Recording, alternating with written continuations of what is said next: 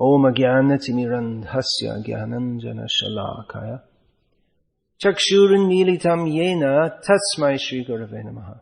Srimad Bhagavad-gita, as it is, translation and commentary by His Divine Grace, A.C. Bhaktivedanta Swami Prabhupada, chapter 11, text 36.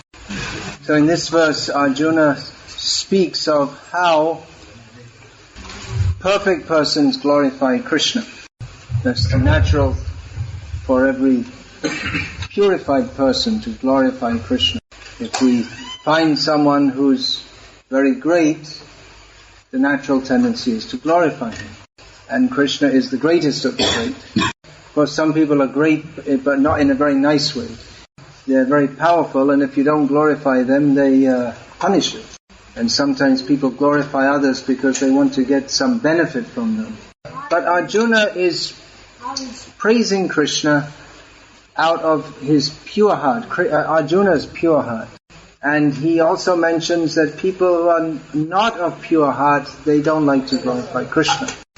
Yesterday and this morning we were in Tiruvannamalai. So, of course, that's famous for the very large Shiva temple there. So traditionally in Tamil Nadu there's been rivalries between worshippers of Shiva and worshippers of Vishnu. And they were actually very inimical towards each other at one point in time. But the tendency to, the Vaishnavas would say bad things about Shiva and the Shaivites would say bad things about Vishnu. But our perspective is that they should both be glorified. Shiva is also, we are Vaishnavas, worshippers of Vishnu, but we recognize that Shiva is a very great person. But it's also good to understand how he is great and why he is great. It's stated in Srimad Bhagavatam, Vaishnavanang yatha, next word, Shambhu. Lord Shiva is always glorifying Krishna, therefore he is great. So Krishna should be glorified. How should he be glorified? How much can we glorify him? We hear of Ananta Shesh, he has 1,000 mouths, and since time immemorial he's been glorifying Krishna. He never says the same thing twice, and he didn't come to an end and never will. Krishna's qualities should be glorified. His beautiful form should be glorified. His devotees should be glorified. This is called bhakti, or devotion. So how shall we glorify Krishna? It's difficult to think where to begin. But our Vaishnav gurus, they've written thousands and thousands of songs and prayers in glorification of Krishna. And how many can we remember? So there's one very simple process in which all the glorification is brought together. What is that? Chanting the names of Krishna, especially the Maha Mantra. Hare Krishna, Hare Krishna, Krishna Krishna, Hare Hare, Hare Rama, Rama Hare Hare. If we think how we can glorify Krishna properly, it becomes a very difficult task. Krishna is very great and we're very small. It's very difficult for us to even imagine how great Krishna is. And our intelligence is very limited. So how much can we understand about the greatness of Krishna? But we know that Krishna is pleased when we chant his name. And we also become pleased. Is it? You're feeling happy by chanting Hare Krishna. Why should we be happy by chanting Hare Krishna? There's so many other things you can chant. What's the present popular Tamil film song? That's also names of the. Is it? Yeah. Nako Krishna's name. Is it? Yeah. Oh, that's very good. Huh?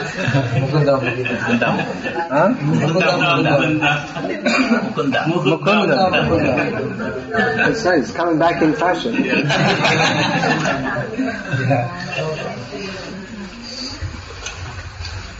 Anyway, there are so many things we can chant. Prabhupada, I think it's Prabhupada, gave the example that you can chant Coca-Cola, but no one becomes happy by chanting Coca-Cola. And you become bored very quickly after about 20 seconds by chanting Coca-Cola. But we see that devotees go on chanting Hare Krishna all their life. Rupa Goswami was lamenting that he only had one tongue and only one pair of ears. because he's finding that this chanting is so nice. He wants to chant more and more and hear more and more the sound of Krishna's name. And it's a very simple process. Rupa Goswami, who's heard of Rupa Goswami? Please raise your hand. Those who are reading the books, they've heard of Rupa Goswami. So he was a very great scholar, Sanskrit scholar. What's the name of, who can tell the name of any book that he wrote? Upadeshamrita. And the other? Bhakti Rasamrita Sindhu. Anyone know any others? He wrote many more, but these two are very famous. Laghu Bhagavatamrita, Hamsajuta, Vidagdha Madhu, Lalita Madhu. So many books.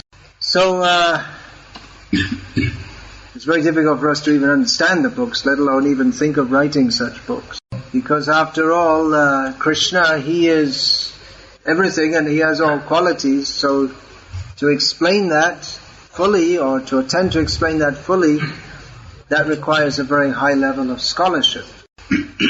But the essence of all that glorification is chanting the names of Krishna. So we can't expect that we'll all be very great scholars.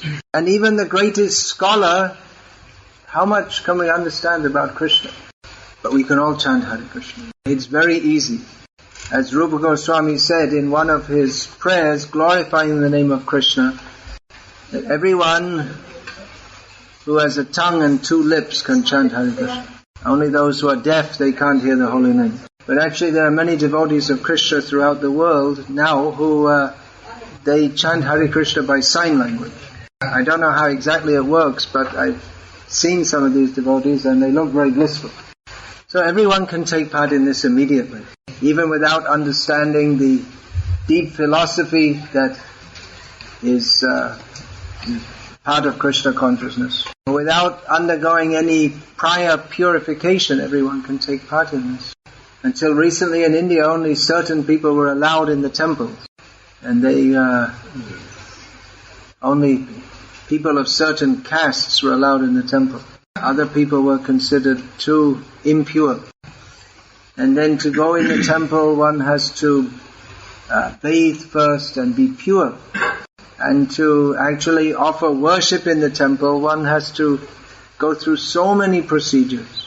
But for chanting the holy names, there's no prior purification required. Of course, it's good if one can be bathed and pure and clean, but in any condition one can chant the holy names of Krishna. And in fact, we are enjoined to chant the holy names of Krishna in all circumstances. It's not that you have to bathe in the morning and then chant Hare Krishna. As soon as we wake up, chant Hare Krishna. And last thing at night, chant Hare Krishna. And then during the intervening time, we can also chant Hare Krishna. And then what will you dream of at night? Hare Krishna. Did anyone have that experience? You do the same thing all day, and at night in your dream you do the same thing. So if we go on chanting Hare Krishna, we'll be chanting Hare Krishna in our dream also. One story I heard, this is long back, 1930s, something like that. In one of the Gaudiya Math temples, some people came and they gave some water or some drink, and they gave it to the people there, and it was actually drugged because they wanted them to steal everything. So they drugged them, and then whatever they did, I